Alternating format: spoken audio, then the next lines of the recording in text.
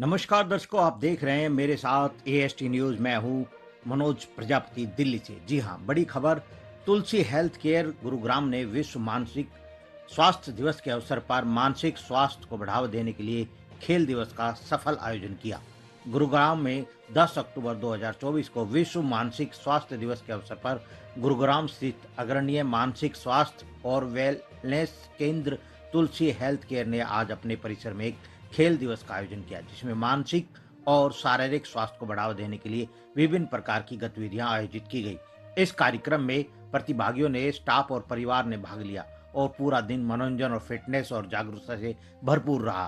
तुलसी health care के निर्देशक और प्रसिद्ध मनोचिकित्सक डॉक्टर गौरव गुप्ता ने दैनिक जीवन में शारीरिक गतिविधियों को शामिल करने के महत्व पर जोर देते हुए कहा, शारीरिक गतिविधि केवल शरीर को स्वस्थ रखने के लिए ही नहीं, बल्कि मानसिक स्वास्थ्य को बेहतर बनाने के लिए भी एक महत्वपूर्ण शक्तिशाली उपकरण है। इस वर्ष की विश्व मानसिक स्वास्थ्य दिवस की थीम कार्यस्थल में मानसिक स्वास्थ्य को प्राथमिकता देने का समय आ गया है को उजागर करते हुए डॉक्टर गौरव ने आगे कहा, कार्य संबंधित तनाव और वर्कआउट की बढ़ती दर के साथ यह आवश्यक है कि संगठन मानसिक स्वास्थ्य को समग्र कल्याण के एक महत्वपूर्ण घटक के रूप में पहचाने। तुलसी हेल्थ केयर के मानसिक स्वास्थ्य के प्रचार और उपचार में सबसे आगे रहा है और खेल दिवस जैसे कार्यक्रम समाज में मानसिक स्वास्थ्य को बढ़ावा देने के लिए निरंतर प्रयास। आप तस्वीरों में देख सकते हैं प्रतिभागियों ने किस प्रकार बढ़ चढ़कर भाग लिया। चलिए आपको सीधा ले चलते हैं। तुलसी केयर के निदेशक डॉक्टर गौरव गुप्ता ने इस विषय पर क्या कहा, आप भी सुनिए, हमारे साथ बने रहें। मैं डॉक्टर गौरव गुप्ता हूँ, मनोचिकित्सक हूँ। तुलसी हेल्थ केयर ये ऑर्गेनाइजेशन रन करता हूँ। यहाँ हम लोग करीब 100 पेशेंटों का अंदर एडमिट करके इलाज करते हैं।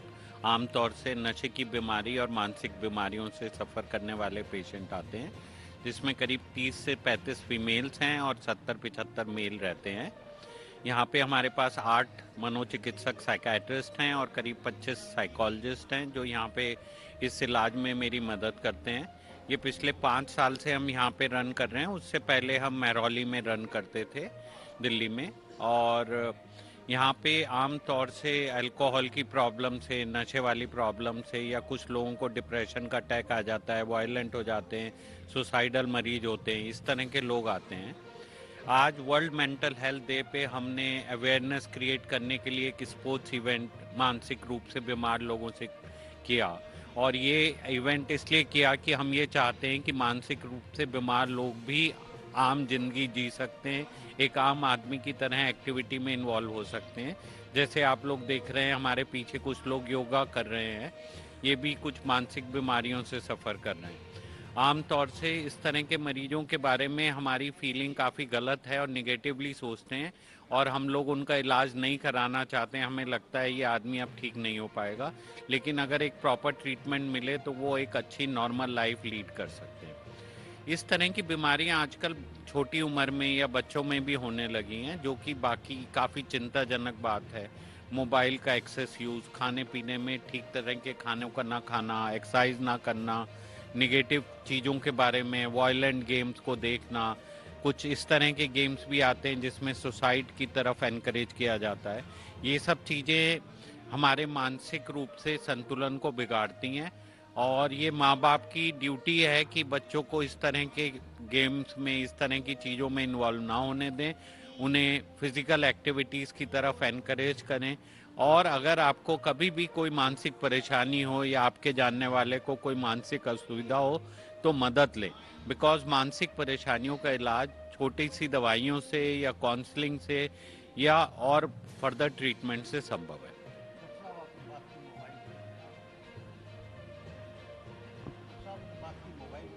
तो कहीं ना कहीं टेक्नोलॉजी का ज़माना है, किस एज तक इसका इफेक्ट करता है?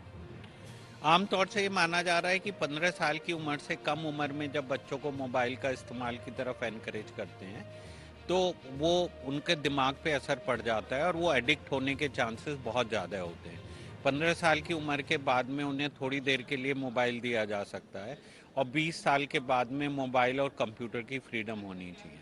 इस पे एक WHO ने बहुत बड़ी स्टडी करी और उन्होंने ये पाया कि अगर 5 साल से कम बच्चे को और 5 से 12 साल की उम्र के बच्चे को आप मोबाइल दोगे तो उनके दिमाग में सोचने समझने की क्षमता पे फ़र्क पड़ता है और उनके मेंटल डेवलपमेंट पे फ़र्क पड़ता है।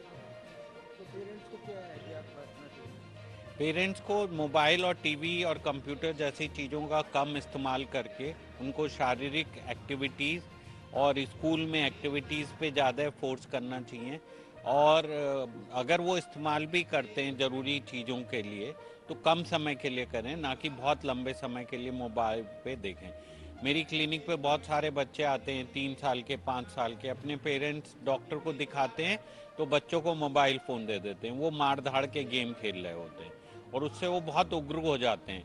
मैंने देखा है अगर बच्चों का वो मोबाइल ले लेते हैं तो वैसे ही एक्शन वो अपने माँ बाप के साथ कर रहे होते हैं और ये दूरियां भी ख़त्म होने लगती हैं। तो इन चीज़ों को देखते हुए बच्चों को मोबाइल देना अच्छा नहीं है और स्पेशली अगर देना भी है तो इस तरह के और गेम तो बिल्कुल भी नहीं देने चाहिए। ऐसा कई बार देखा गया है, बच्चों की आंखें टेढ़ी हो जाती हैं या बड़े जो लोग हैं उनकी दिमाग में सर दर्द रहने लगता है। डेफिनेटली एक्सेसिव मोबाइल यूज़ एक प्रॉब्लम बनता जा रहा है और यहाँ पे कई बार हमें उन्हें मोबाइल से दूर करने के लिए फोर्सफुली एडमिट करना पड़ता है।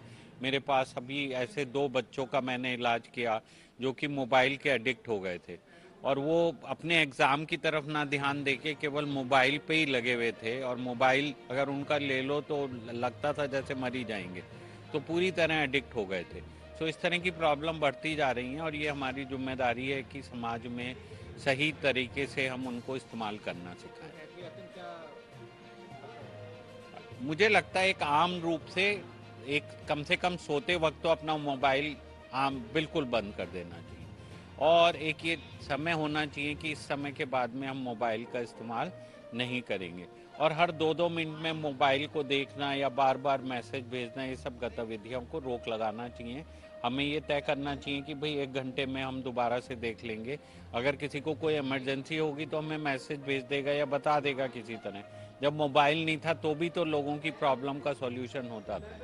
तो मेडिटेशन के जरिए कैसे इसको रिकवर किया जा सकता है? मैं मेडिटेशन जो है वो ब्रेन की एक्टिविटीज़ को नॉर्मल करता है और हीलिंग के लिए बहुत हेल्पफुल होता है।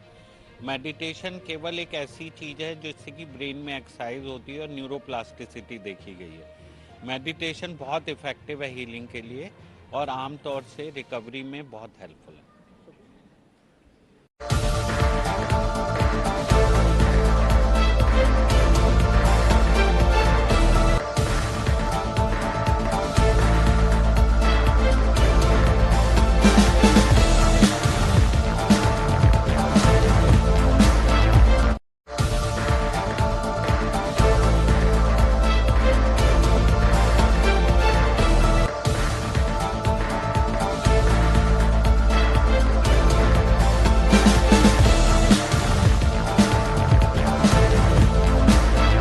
नमस्कार।